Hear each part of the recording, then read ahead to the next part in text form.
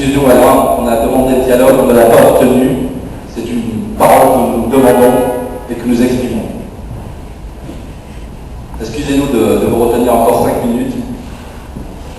En tant que porte-parole de tous les gens qui sont derrière moi, je vais vous lire une lettre ouverte à Madame, à Madame la Présidente du Conseil d'administration de l'Académie Fratelli, Madame Colmy Serrault.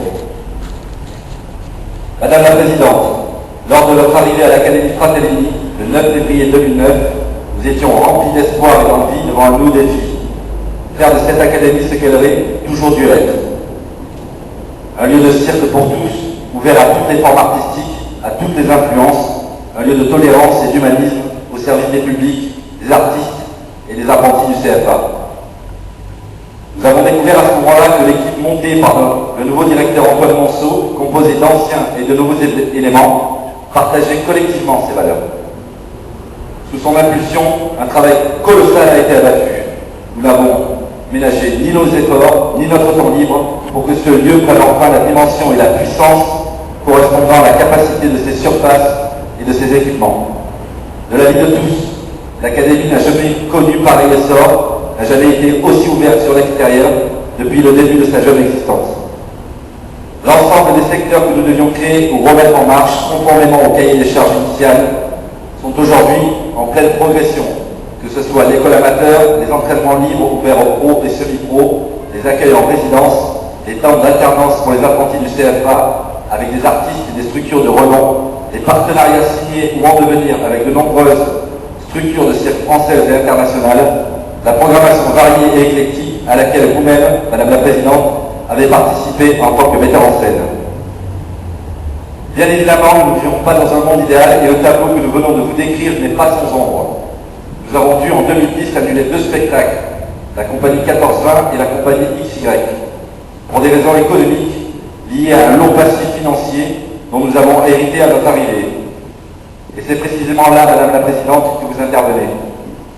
Un an après avoir défendu la candidature d'Antoine Monceau à la direction de cet établissement, vous voulez le démarquer pour cause de mauvaise gestion et non-respect des engagements.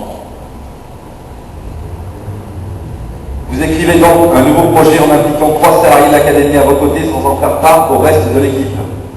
Face aux inquiétudes qu'une telle démarche peut engendrer, la majorité de l'équipe en place a écrit une lettre au conseil d'administration demandant dans les termes les plus courtois que l'on vienne nous exposer clairement ce nouveau projet. Pour toute réponse, nous avons eu droit à une réunion en présence de l'expert comptable de l'Académie, au cours de laquelle, à votre demande, nous a été exposée la situation financière de l'Académie, qui n'est ni meilleure ni pire qu'à l'arrivée de la nouvelle équipe, si ce ne sont des problèmes de trésorerie. Nous avons surtout pu assister à un procès à charge mené par vous-même et l'administratrice de l'Académie contre le directeur, l'accusant de tous les maux, y compris de faits précédant sa prise de fonction, nous pensons la taxe d'apprentissage 2009 en chute libre par rapport aux années précédentes. Vous ne lui avez pas laissé la possibilité de se défendre face à son équipe. Situation pour le moins humiliante, nous vous citons, on ne parle pas après la présidente. À aucun moment, nous n'avons eu la possibilité de vous poser la moindre question sur le nouveau projet. La seule information que l'on peut retenir de cette pseudo-réunion d'information est que nous allions faire pour renflouer les caisses de l'Académie ce que nous savons faire, c'est-à-dire des spectacles qui marchent. Nous vous citons encore. Tout un programme quand on sait, lorsqu'on est du métier, que si la recette pour faire des spectacles qui marchent existait, on aurait fait le plein de cette Académie depuis longtemps. Nous vous le demandons, Madame. Comment peut-on reprocher à un homme de ne pas avoir réussi à réaliser en un an de travail Nous vous le demandons, Madame. Comment peut-on reprocher à un homme de ne pas avoir réussi à réaliser un travail en un an, alors que ce même travail nécessite au minimum 3 ans de dur labeur et qu'au sein même de sa propre équipe, on œuvre contre lui? Comment peut-on demander aux apprentis de l'Académie Fratelli d'atteindre un niveau d'excellence s'ils doivent être constamment ballottés par des changements de direction? Cette situation a pour conséquence d'avoir divisé et démotivé une équipe qui a si bien commencé.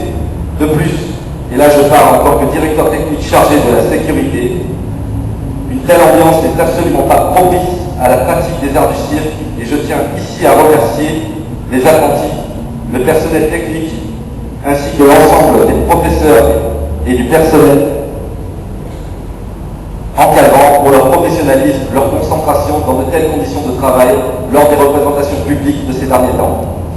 En conséquence, face aux inquiétudes des salariés sur le maintien de leur emploi dans votre nouveau projet, dont je vous le rappelle, nous ne connaissons pas la teneur, que ce soit en termes d'orientation, d'organisation et d'objectifs, face aux conditions de travail dans lesquelles nous nous trouvons, c'est-à-dire anxiété, tension, suspicion, méfiance et renoncement, face à votre refus de répondre à nos questions et d'ouvrir le dialogue sur l'avenir de l'ensemble de l'équipe, sans réponse de votre part d'ici demain midi, les personnels ici présents ont décidé à la majorité de déposer un préavis de grève.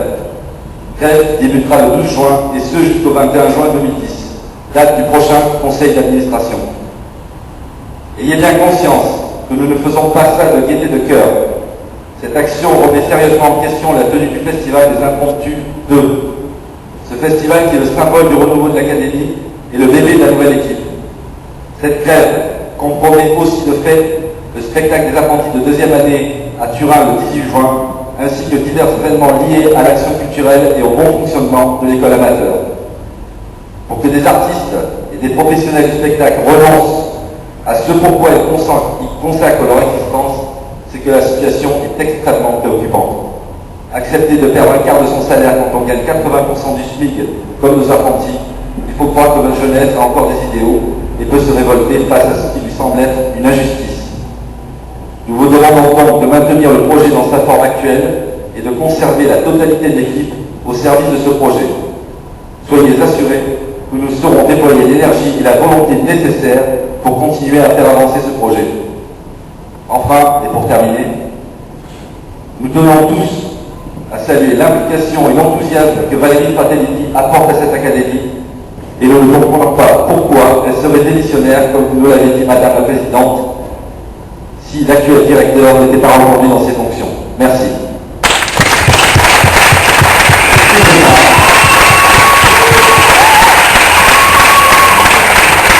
Je prends la parole parce que Claude Serrault, qui est là aujourd'hui, n'a pas pu être présente et m'a demandé de la représenter. Tout simplement, je voudrais juste préciser que le projet de l'Académie n'est pas remis en cause, qu'il a été dit tout et n'importe quoi ici, que ce n'était pas le lieu et que nous ne sommes pas du tout d'accord avec ce que vient d'être dit parce qu'il y a eu des choses fausses qui ont été dites. C'est tout ce que j'ai à dire.